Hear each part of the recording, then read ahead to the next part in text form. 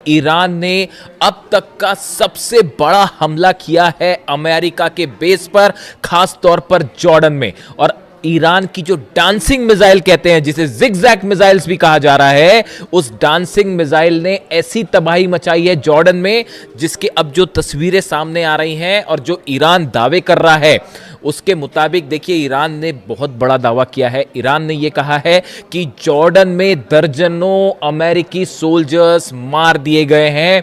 ये बहुत बड़ा दावा है कि कई अमेरिकी सोल्जर्स जो हैं, सैनिक जो हैं, वो मार दिए गए हैं। इसके अलावा अमेरिका के C-17 ट्रांसपोर्ट प्लेन्स गिर चुके हैं, P-8 एयरक्राफ्ट जो है वो जल चुका है, और सबसे बड़ी बात, ब्लैक हॉक हेलीकॉप्टर्स की एक पूरी यूनिट जो है वो इस बेस पर तबाह हो गई है। देखिए, ये बहुत बड़ी क्लेम है जो ईरान कर रहा है, जो दावे है ईरान कर रहा है। ईरान की तरफ से पहले भी जो दावे हुए, देखिए वो धीरे धीरे सच साबित हो रहे हैं। हमने आपको बताया था कि जॉर्डन में जो हमले हुए हैं उसमें कई प्लेन तबाह हुए हैं। अब वो बात धीरे धीरे सामने आ रही है।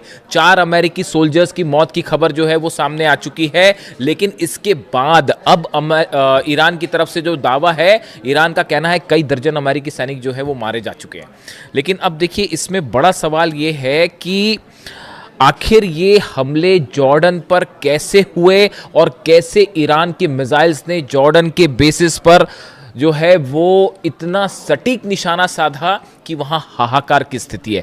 देखिए, मुवफ़्फ़क़ अल सॉल्टी बेस जो है पूरी तरह से तबाह है। बताया जा रहा है यहां पर जबरदस्त हमले हुए। Prince Hassan airbase, King Faisal airbase, ये जॉर्डन के वो बेसेस हैं जहां बड़ी संख्या में अमेरिकन जो थे सोल्जर्स मौजूद थे। अब देखिए हुआ क्या, ये कैसे जॉर्डन में इतना बड़ा नुकसान जो हुआ है अमेरिका को, जिसके दावे हो रहे हैं, ये कैसे हुआ, और ईरान की डांसिंग मिसाइल का क्या रोल है इसमें।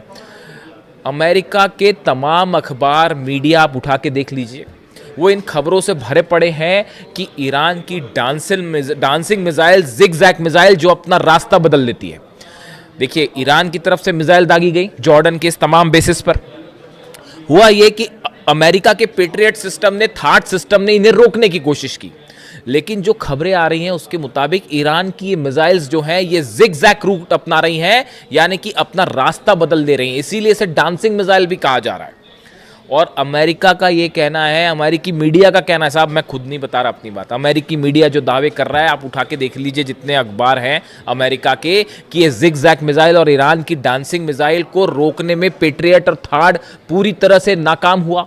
और इन मिसाइल्स की स्पीड इतनी ज़्यादा थी कि इसे रोकना असंभव था। नतीजा ये हुआ कि बहुत बड़ा नुकसान हुआ है, और अब अमेरिका ने इसे स्वीकार करना भी शुरू कर दिया है। और कितनी कैजुअलिटी हुई है ये अभी आने वाले वक्त में पता चलेगा। और ये भी कहा जा रहा है कि बदला लेने के लिए अमेरिका आज की रात बहुत बड़ा हमला कर सकता है, इस तरह की सूत्रों के हवाले से खबर है। अब देखिए एग्जैक्टली हुआ क्या। हुआ ये कि अमेरिका के जो फॉरवर्ड बेसिस में से शामिल हैं कुवैत और बहरीन, ये दोनों जगह से अमेरिका के फाइटर जेट्स टेक ऑफ कर रहे थे ईरान पर हमला करने के लिए, जो अभी दूसरे दौर के हमले शुरू हुए इस पर। लेकिन नतीजा क्या हुआ, ईरान की तरफ से अली अल सलीम बेस जो है कुवैत में, वहां पर पेट्रियट सिस्टम तबाह कर दिया गया। $1.5 बिलियन का नुकसान हो गया। एयर सर्विलांस जो राडार था वो तबाह कर दिए गए। ऐसे ही हाल जो है बहरीन में था, शेख ईसा एयरबेस में पेट्रियट सिस्टम तबाह हो गया, वो भी $1.5 बिलियन का था। सवाल ये था कि अब ये हमले जो है, जब ये फॉरवर्ड बेसिस पर नहीं रोके जा रहे थे, तो यहां मौजूद जितने F-35 जेट्स थे, F-18 जेट्स यहां पे खड़े हुए थे बहरीन में और कुवैत में, इन सब पर खतरा मंडरा रहा था। इनसे बचने के लिए C-17, P-8 और ये जितने F-35 F-18 जेट्स थे, इनको हटा के जॉर्डन ले जाया गया। इनको हटा के जॉर्डन ले जाया गया। जॉर्डन से ईरान की दूरी ज़्यादा है बजाय कुवैत के और बहरीन के, तो इन हालात में इनको जॉर्डन ले जाया गया। अब जॉर्डन जो है वो मुख्य सेंटर बन गया ईरान के अगेंस्ट हमलों का, और जितने जेट्स टेक ऑफ कर रहे थे वो जॉर्डन से टेक ऑफ कर रहे थे। और जो अलग अलग हमले हुए, खासतौर पर ईरान की ब्रिज पर हमले हुए, टनल्स पर हमले हुए और एनर्जी सेंटर्स पर हमले हुए, उसका नतीजा ये था कि ईरान ने पलटवार शुरू किया। और सबसे बड़ा जो टर्निंग पॉइंट था वो ईरान शहर में जो ईरान के सैनिकों पर हमला किया गया, वहाँ से ईरान की सेना का गुस्सा भड़क गया और अब निशाने पर आ गए जॉर्डन के बेसिस। यानी बहरीन और कुवैत से बड़े हमले शुरू हो गए जॉर्डन पे। और ईरान ने, देखिए मैंने आपको पहले ही कहा था कि जैसे जैसे जंग आगे बढ़ेगी ईरान अपनी सबसे खतरनाक मिसाइल्स निकाल के हमले शुरू कर देगा। अब पेट्रियट और थार्ड लगे हुए हैं, सबको पता था कि पूरा जोर लगा दिया अमेरिका ने जॉर्डन में अपने बेसेस बचाने के लिए। लेकिन हुआ क्या, ईरान की तरफ से डांसिंग मिसाइल्स फायर कर दी गई और उन बेस को तबाह कर दिया गया। अब अमेरिका हैरान, अमेरिका के जितने एक्सपर्ट्स थे वो हैरान कि भाई ये हमले हो कैसे गए, ये जिगजैग मिसाइल्स कहाँ से आ गई। और आप देखिए इतनी लंबी जंग चली, तमाम हमले हुए अमेरिका की तरफ से। डोनाल्ड ट्रंप ये दावे करते फिर रहे हैं कि भाई 70% मिसाइल ख़त्म हो गई है और 90% मिसाइल ख़त्म हो गई है। मेरे से भी दर्शक अक्सर ये सवाल पूछते हैं कि क्या ईरान की मिसाइल सब खत्म हो गई है, जैसा दावे डोनाल्ड ट्रंप कह रहे हैं। मैं आपको फिर से इस बात को रिपीट कर रहा हूँ, ईरान के पास कितनी मिसाइल्स हैं या तो अहमद वाहिदी साहब जानते होंगे आरजीसी चीफ, या अली खामेनी साहब जानते थे। इनके अलावा हकीकत क्या है कोई नहीं जानता। ईरान में कितने मिसाइल सिटीज हैं, इसी दिन के लिए अली खामेनी साहब ने अपनी सेना को तैयार किया था, इसी दिन के लिए तैयार किया था। और उसका नतीजा देखिए, आज दुनिया की सबसे बड़ी ताकतें जो हैं वो ईरान के सामने घुटनों पर हैं, अपने बेसिस नहीं बचा पा रहे, खाड़ी देश जल रहे हैं और सिर्फ आप जो है कुछ नहीं कर सकते, हेल्पलेस स्थिति में खड़े। तो हुआ ये, जहां पर हमने बात छोड़ी कि पीछे कर लिया गया, अब ये डांसिंग मिसाइल्स फायर हुई। अब अमेरिका में चर्चा शुरू हुई कि भाई यहां तो दावे कर रहे थे ट्रंप की सब खत्म हो गया, फिर ये मिसाइल्स कहां से आ गई।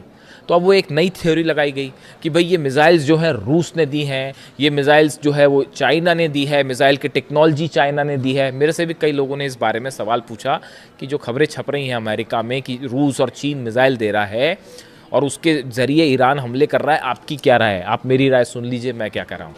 ईरान को मिसाइल टेक्नोलॉजी में किसी की मदद लेने की ज़रूरत नहीं है। आप अगर ईरान के मिसाइल प्रोग्राम को देखें, ये कोई आज 6 महीने और 1 साल भर का प्रोग्राम नहीं है, ये बड़े समय से चल रहा है। और देखिए लगातार ईरान ने, मैंने पहले ही आपको एक कहना शुरू कर दिया था कि जितनी मिसाइल्स ईरान के पास हो, चाहे सेजिल हो, चाहे खुर्रम शहर हो, चाहे फतह 110 हो, फतह 2 भी कहते हैं, ये सब मिसाइल के एडवांस वर्जन जो है वो आने शुरू हो गए, उन पर लगातार काम शुरू हो गया। और नतीजा ये है कि अब ये एडवांस वर्जन निकल के आ रहे हैं तो अमेरिका के हाथ पांव फूल गए और वो ये कह रहे हैं कि साहब ये तो रूस ने दे दिया। बिल्कुल ऐसा नहीं है। ईरान की जो मिसाइल्स हैं वो ईरान ने खुद डेवलप किए हैं। देखिए सैटेलाइट से मदद करना एक अलग बात है, ये वो बात सही है कि हो सकता है रूस और चीन के सैटेलाइट्स, कई एक्सपर्ट्स बताते हैं कि रूस और चीन के सैटेलाइट जो है वो मदद कर रहे हैं, रडार सिस्टम के जरिए मदद किया जा रहा है, जीपीएस के जरिए मदद किया जा रहा है, वो एक अलग बात है। लेकिन ये जो मिसाइल टेक्नोलॉजी और स्पीड, इस पर लगातार ईरान काम कर रहा है और सेल्फ रिलायंट है, किसी की ज़रूरत नहीं है ईरान को मिसाइल के मामले में। तो इन खबरों का मेरे हिसाब से कोई बड़ा आधार नहीं है कि ये मिसाइल्स पुतिन ने दे दी हैं या चीन ने दे दी हैं, ऐसा कुछ नहीं है। देखिए आप रडार्स दे सकते हैं, सैटेलाइट से नेविगेशन में मदद कर सकते हैं, वहाँ तक एक बात अलग है।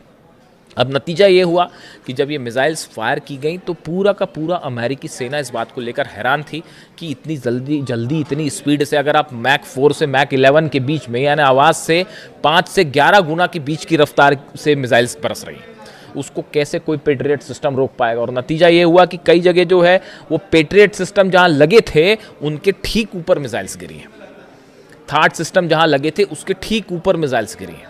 और इसीलिए जंग का जो मुख्य केंद्र है वो अचानक से जॉर्डन हो गया। मतलब ऐसा लग रहा है कि ईरान और जॉर्डन की लड़ाई चल रही है।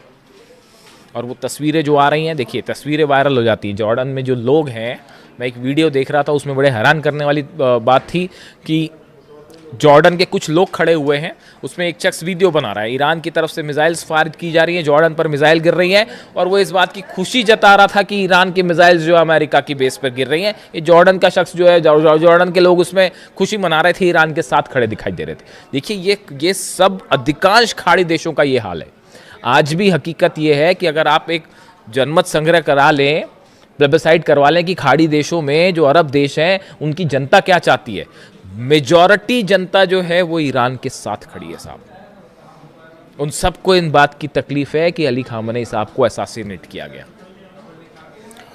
लीडरशिप जो है खाड़ी देशों की वो अमेरिका के साथ हो सकती है, लेकिन जो आम जनता की राय है, जो जैसा कि सोशल मीडिया पे ट्रेंड करता है, जो उससे देख के जो अंदाज़ा लगता है वो ये लगता है कि बाय एंड लार्ज जो अरब देश है, इसकी जो आम जनता है वो अब भी ईरान के साथ खड़ी है। सब देख रहे हैं कि बड़ी बड़ी ताकतें मिलकर ईरान को झुकाने की कोशिश कर रही है। ईरान अपने दम पे न सिर्फ लड़ रहा है बल्कि मुंह तोड़ जवाब दे रहा है साहब।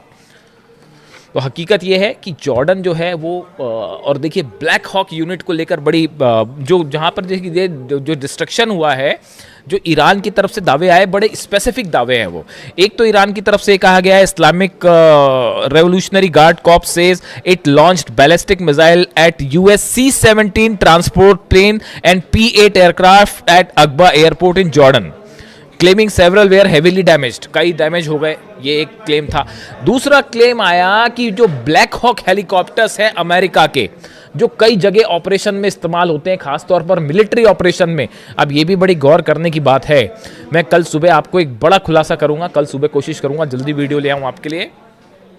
सुबह ये खबरें आ रही हैं कि जो ब्लैक हॉक हेलीकॉप्टर्स हैं, देखिए इनका इस्तेमाल ग्राउंड ऑपरेशन के लिए बहुत ज़्यादा किया जाता है। ग्राउंड ऑपरेशन के पहले या ग्राउंड ऑपरेशन के दौरान सोल्जर्स को नीचे उतारने पर, ग्राउंड ऑपरेशन के पहले स्ट्राइक्स करने पे, इसमें बहुत ज़्यादा इस्तेमाल होता है ब्लैक हॉक हेलीकॉप्टर्स का। जॉर्डन में बड़ी संख्या में ब्लैक हॉक हेलीकॉप्टर्स मौजूद थे, जो इस ओर इशारा कर रहे हैं कि ग्राउंड ऑपरेशन की तैयारी है। ये बात ईरान अच्छी तरह से समझ रहा है। नतीजा ये हुआ, डांसिंग मिसाइल्स ने ब्लैक हॉक का डांस करवा दिया साहब। और वो जो है बड़ी संख्या में ब्लैक हॉक हेलीकॉप्टर्स जॉर्डन के बेसिस पर तबाह हुए हैं, ऐसे दावे ईरान कर रहा है। और ये जो स्ट्राइक्स हुई हैं, इस स्ट्राइक्स के बाद अब ये माना जा रहा है, देखिए बड़ा नुकसान है, सोल्जर्स मरे हैं, बेसिस तबाह हुए हैं। पिछली बार जो जंग हुई थी, जो इस सीज फायर के पहले की जो जंग थी, उसके जो आंकड़े आए, 428 अमेरिका की अलग अलग संपत्तियां थी, प्रॉपर्टीज थी, जिसमें सब शामिल थे अलग अलग, उन सबको जला दिया गया ईरान की तरफ से। यानी आप दूसरे सरल शब्दों में कहें, अमेरिका के 428 ठिकाने ऐसे हैं, जैसे एयरपोर्ट हो गया, मिलिट्री बेस हो गया, एम्यूनिशन रखने की जगह हो गई, सोल्जर्स जहां पर रुकते हैं, बैरक्स हो गई, ऐसे करीब 428 ठिकाने अमेरिका के ईरान ने जला दिए थे। ये जो सीज फायर का खेल डोनाल्ड ट्रंप खेलते हैं, ये क्यों खेलते हैं आप बताइए? अगर जंग जीत रहे होते अब तक कब्जा कर लिया होता साहब, अंदर घुस के, जैसे इराक में किया, जैसे अफगानिस्तान में किया, बाद में फिर बाहर निकलना पड़ गया, वो एक अलग बात है। लेकिन अगर जीत रहे होते तो कहीं ये कतई बात नहीं करते डोनाल्ड ट्रंप, अमेरिका कतई बात नहीं करता। ये जो बार बार हो रहा है कि हाँ अब ईरान तैयार हो गया, अब बातचीत हो रही है, हकीकत ये है कि जब बुरी तरह से पिटते हैं तब इस तरह की बात करते हैं कि साहब सीज फायर कर लो।